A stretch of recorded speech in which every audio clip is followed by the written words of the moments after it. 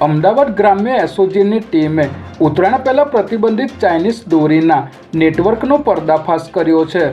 સાણંદના રણમલગઢ ગામની સીમમાંથી 7.48 લાખની 1872 રીલ સાથે 4 શખ્સો ઝડપાયા હતા, જેની તપાસના અંતે એસઓજીની ટીમે દાદરાનગર હવેલી ખાતે આવેલી વંદના ઇન્ડસ્ટ્રીઝ પર દરોડો પાડ્યો હતો, જ્યાં ગેરકાયદે ચાઇનીઝ દોરીનું ઉત્પાદન કરવામાં આવી રહ્યું હતું। ત્યારે પોલીસે અહીંથી 1.50 કરોડની કિંમતની 43,192 રીલ અને 50 લાખની મશીનરી તથા રો મટીરિયલ સીઝ કરી પ્રતિબંધિત ચાઇનીઝ દોરીના મસમોટા કૌભાંડનો પર્દાફાશ કર્યો છે।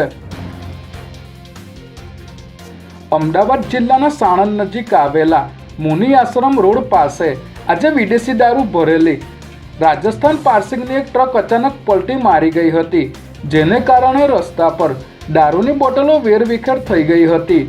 રોડ પર દારૂની બોટલો જોઈને આસપાસના લોકો અને રાહદારીઓ એકઠા થઈ ગયા હતા અને દારૂની બોટલો લેવા માટે પડાપડી કરી હતી।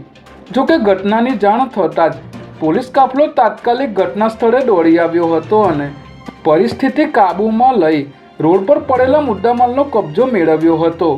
આ દારૂનો જથ્થો ક્યાંથી લાવવામાં આવ્યો હતો અને ક્યાં પહોંચાડવાનો હતો તે દિશામાં પોલીસે તપાસ શરૂ કરી છે।